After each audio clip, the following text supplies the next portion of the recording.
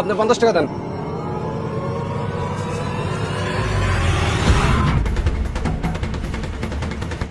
ভাই এই নেন।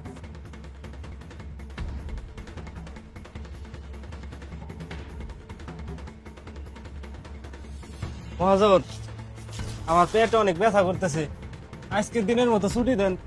আচ্ছা ঠিক আছে, কালকে সকাল সকালে সময় মতন চলে আসিস। ঠিক আছে মহাজন। তার বেশি দেরি করা যাবে না, যা করার তাড়াতাড়ি করতে হবে। ভাই এনেন টাকা, আমার 1 বস্তা চাল দেন তো।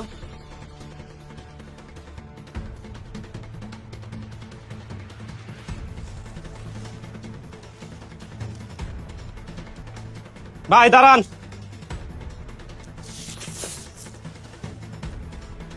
আমার দেখতে খুব খারাপ লাগছিল, আপনি যখন দোকান থেকে 1 কেজি চাউল নিতে লাগছিলেন, আর 1 কেজি চাউল দিয়ে তো আপনার পরিবারের একদিনও যাইব না।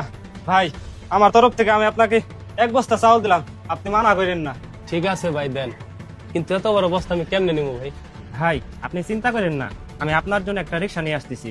আর ভাই এই 1 কেজি চাউল দিয়ে কি করবেন, এটা আমাকে দিয়ে দেন, এটা আমি অন্য একজনকে দিয়ে দেবানি।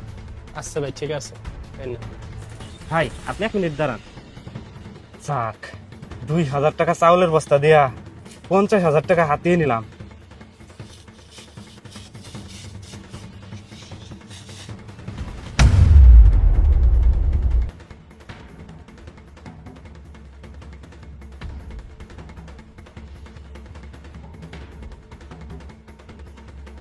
মহাজন, আমি অনেক বড় ভুল করে ফেলাইছি, আপনি আমাকে মাফ করে দেন।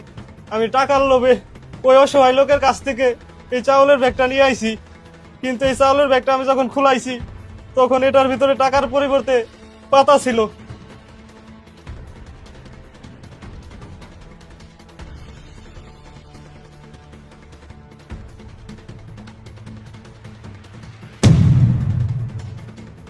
শোন, তোর একটা কথা বলি, ওই লোকটা অসহায় প্রতিবন্ধী লোক।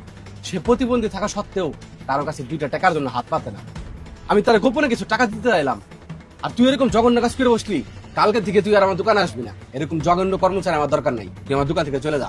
মহাজন, আমার ভুল হয়ে গেছে, আপনি আমাকে মাফ করে দেন। শোন, কারো প্রতি একবার যদি বিশ্বাস ভেঙে যায়, শতবার মাপ চাওয়ার পরেও সেই বিশ্বাস আর ফিরে পাওয়া যায় না। সর, তুই আমার দোকান থেকে এখনই চলে যা। লোভে পাপ, পাপে মৃত্যু। আর কারো প্রতি যদি কারো বিশ্বাস একবার ভেঙে যায়, শতবার মাপ চাওয়ার পরেও সেই বিশ্বাসটা আর ফিরে পাওয়া যায় না। আমাদের ভিডিওটি ভালো লাগলে অবশ্যই শেয়ার করে দিবেন।